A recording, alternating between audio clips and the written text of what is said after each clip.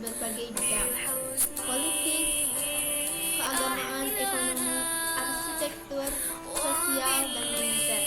Pada masa Bani Abbasiyah, ilmu pengetahuan berkembang pesat. Kemajuan Islam yang semakin maju di berbagai bidang atau ilmu pengetahuan ekonomi dan arsitektur. Faktor internal dan eksternal kemajuan Islam, Bani Umayyah dan Abbasiyah. Faktor internal ada 4. Yang pertama ada konsisten dan istiqomah umat Islam pada ajaran Islam. Yang kedua, ajaran Islam yang mendorong umatnya untuk maju. Yang ketiga, Islam sebagai rahmat untuk seluruh alam. Yang keempat, Islam sebagai agama dakwah sekaligus keseimbangan dalam menggapai kehidupan duniawi dan ukhrawi. Faktor eksternal. Yang pertama ada terjadinya asimilasi antara bangsa Arab dan bangsa-bangsa yang lain, lebih dahulu mengalami perkembangan dalam ilmu pengetahuan.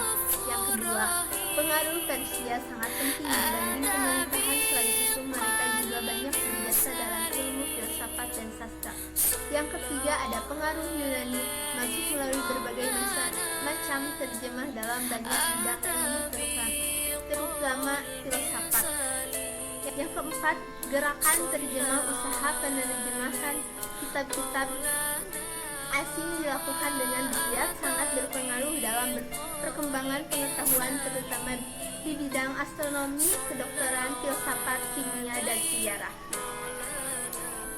Macam-macam gerakan dakwah oleh para ulama ada 4 macam. Yang pertama, melaksanakan ajaran Al-Quran secara maksimal, di mana banyak ayat dalam Al-Quran yang menyuruh kita menggunakan akal untuk berpikir. Yang kedua, ada isi hadis, di mana banyak hadis yang menyuruh kita untuk terus menuntut ilmu.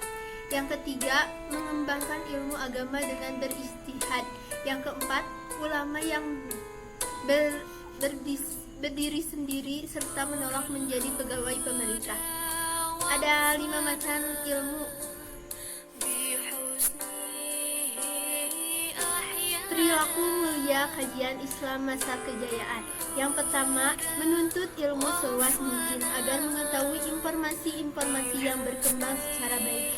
Yang kedua, ada mempelajari bahasa-bahasa asing dan menerjemahkan buku-buku yang berbahasa asing. Yang ketiga, mengasah daya analisis dengan melakukan penelitian tentang berbagai permasalahan yang ada di lingkungan kita. Yang keempat, memberikan pengetahuan yang dimiliki kepada orang lain yang belum tahu. Yang kelima, kreatif, tekun dalam menggali ilmu pengetahuan agar mengetahui apa yang tersembunyi dan menghasilkan apa yang diinginkan. Di antara pusat peradaban Islam masa kejayaan ada 3 negara. Yang pertama, Baghdad. Kota Baghdad didirikan oleh Khalifah Abbasiyah kedua Al-Mansur pada tahun 754 sampai 755 Masehi. Yang kedua, kota ini dijadikan pusat peradaban dan kebangkitan ilmu pengetahuan. Al-Mansur memerintahkan adanya penerjemah buku-buku ilmiah dan kesusilaan dari bahasa asing, yaitu India, Yunani, Byzantium, Persia, dan Syria.